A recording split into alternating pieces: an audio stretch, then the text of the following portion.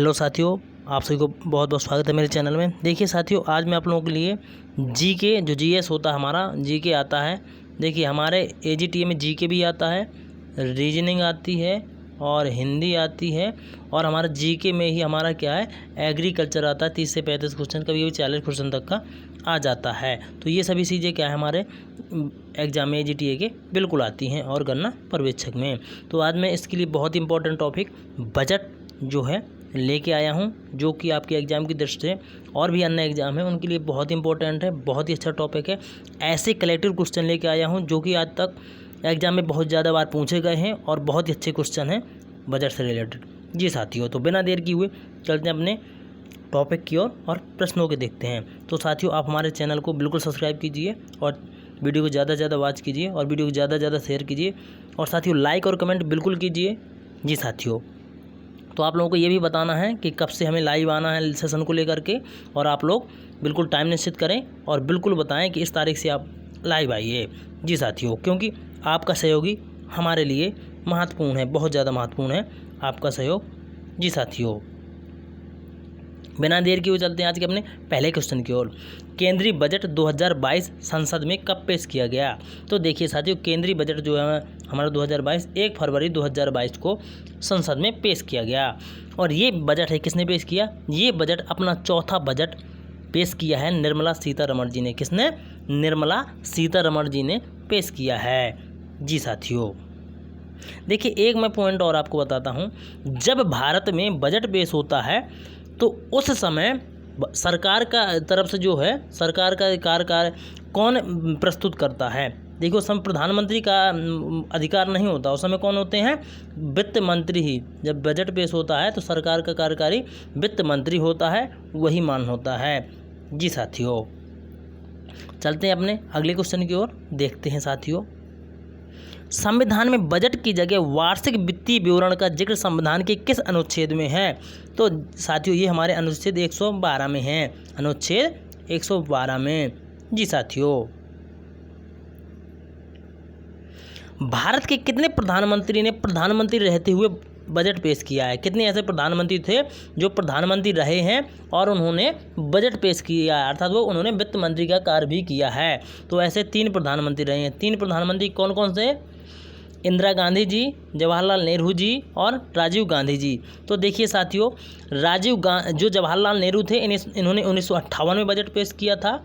जब क्या है टी कृष्णमाचारी जी क्या थे? वित्त मंत्री थे, उन्होंने आकस्मिक क्या अपना इस्तीफा दे दिया था, तो जवाहरलाल नेहरू जी ने बजट पेश किया था। जी साथियों, इसके बाद में आते हैं हमारे इंदिरा गांधी जी। तो इंदिरा गांधी जी दूसरे नंबर बजट पेश करती हैं प्रधानमंत्री रहते हुए। तो इंदिरा गांधी जी 1970-71 में, कब? 1970 और 71 में बजट पेश करती हैं। जब क्या है मोरारजी देसाई जी वित्त मंत्री थे, लेकिन क्या है वे त्यागपत्र दे देते हैं, जिसके कारण से वित्त मंत्री का पद खाली हो जाता और वो खुद बजट पेश करती हैं। जी साथियों, और अंत में जो हमारे तीसरे प्रधानमंत्री ऐसे कौन थे? वे थे हमारे राजीव गांधी जी। राजीव गांधी जी थे जो उन्होंने 1987 और 88 में बजट पेश किया था। जब वीपी सिंह जी क्या है पार्टी से बाहर हो गए थे, तो उन्होंने क्या है वित्त बजट पेश किया था। जी साथियों, भारत की पहली पूर्णकालिक महिला वित्त मंत्री कौन बनी? देखिए, तो ये हमारे निर्मला सीतारमण जी थी। कौन? निर्मला सीतारमण जी थी। जी, ये बनी थी क्योंकि इनके पहले जो इंदिरा गांधी जी ने एक बार बजट तो पेश किया 1970-71 में, लेकिन वो उस समय प्रधानमंत्री रहते हुए उन्होंने बजट पेश किया था, लेकिन पूर्णकालिक निर्मला सीतारमण जी ही हुई। जी साथियों, स्वतंत्र भारत का पहला बजट षणमुखम चेट्टी ने कब पेश किया था? देखिए, जो निर्मला सीतारमण जी थी वो 2019-20 के बजट उन्होंने पहला बजट पेश किया था। देखिए, तो हमारा 5वें क्वेश्चन की ओर चलते हैं, देखते हैं षणमुखम चेट्टी जी ने कब अपना बजट पेश किया था, पहला बजट। तो जो हमारे षणमुखम चेट्टी जी हैं, इन्होंने अपना 26 नवंबर 1947 को अपना पहला बजट पेश किया था। अपना पहला स्वतंत्र भारत का पहला बजट पेश किया था। जी साथियों, अब चलते हैं अपने अगले क्वेश्चन की ओर। गणतंत्र भारत का पहला बजट जॉन मथाई ने कब पेश किया था? तो देखिए जॉन मथाई जी ने 28 फरवरी 1950 को पेश किया था। कब किया था? 28 फरवरी 1950 को गणतंत्र भारत का पहला बजट पेश किया था। सबसे अधिक 10 बार बजट पेश करने का रिकॉर्ड किस नेता के नाम है? तो ये काम हमारे मोरारजी देसाई जी कर चुके हैं। कौन? मोरारजी देसाई जी ने 10 बार बजट पेश किया है और इनके बाद 9 बार पी चिदम्बरम जी भी बजट को पेश कर चुके हैं। तो ये क्या है? पहले नंबर में मोरारजी देसाई, दूसरे नंबर में पी चिदम्बरम जी आते हैं। जी साथियों,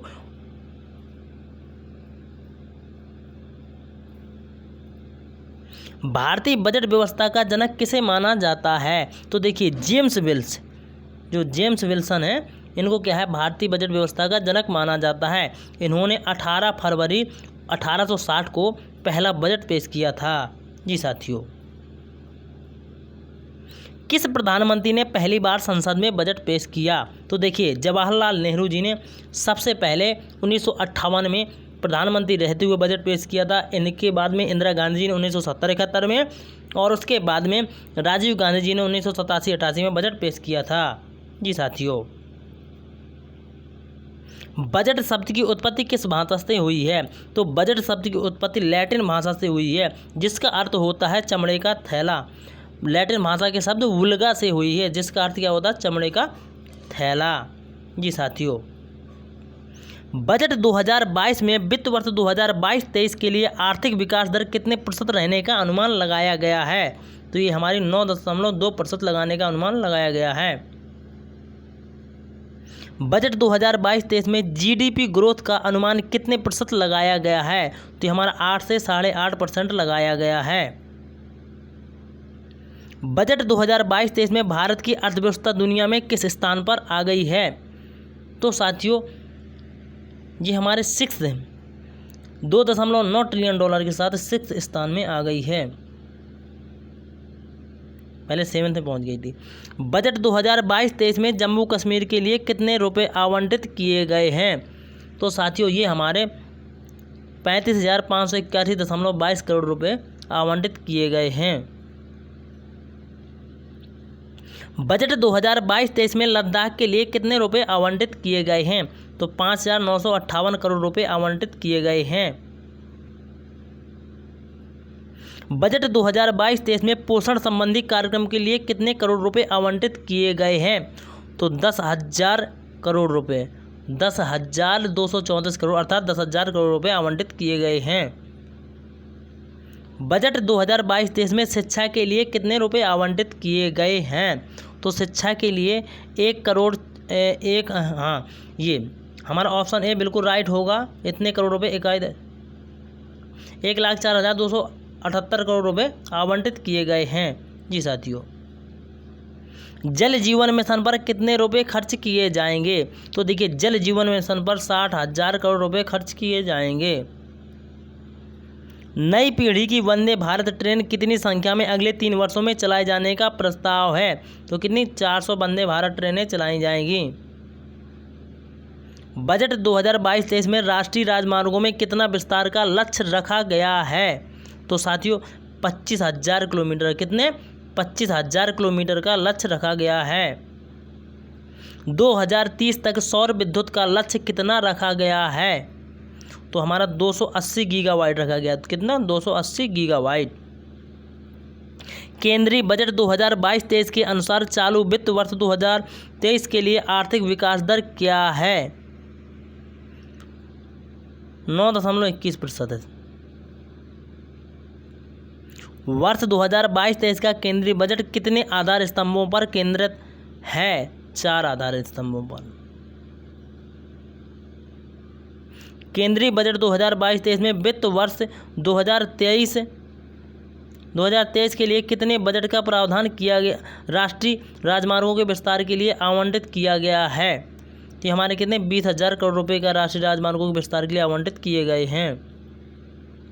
केंद्रीय बजट 2022-23 के अनुसार किस परियोजना के तहत गांव में ऑप्टिकल फाइबर बिछाने का ठेका दिया गया है? तो ये हमारे भारत नेट को दिया गया है। 2025 तक सभी गांवों में क्या है? ऑप्टिकल फाइबर लग जाना चाहिए।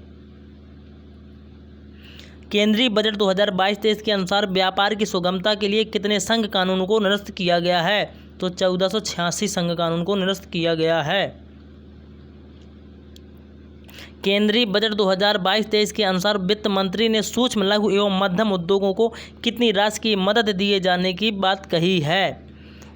2 लाख करोड़ रुपए। कितने? 2 लाख करोड़ लोगों को मदद की जाने की बात कही है। जी साथियों, हाल ही में वित्त मंत्री निर्मला सीतारमण द्वारा बजट पेश किया गया 2022-23 का, उसमें अंतरिक्ष कार्यक्रम के लिए कितनी धनराशि आवंटित की गई है?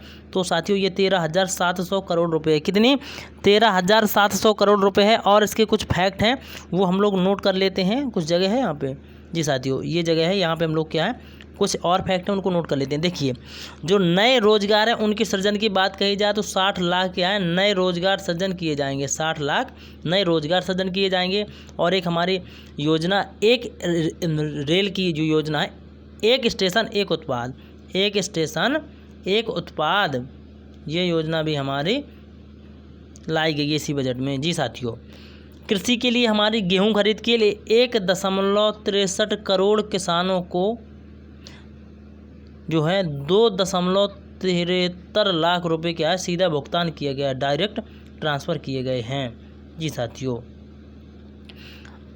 देखिए केन बेतवा जो हमारी लिंक नहर चल रही है ना बुंदेलखंड की, तो उसके लिए केंद्र सरकार ने 1400 करोड़ रुपए पारित किए। कितने? 1400 करोड़ रुपए पारित किए हैं। देखिए साथियों, किसान की जो भूमि रिकॉर्ड का डिजिटलीकरण तो वो है ही, और किसान का ड्रोन चला है। किसान का क्या है? किसान का ड्रोन चलेगा। ये क्या है? जो ड्रोन होगा किसान का, ये जैसे कीटनाशक दवाओं को छिड़काव के लिए किसान के ड्रोन का प्रयोग किया जाएगा।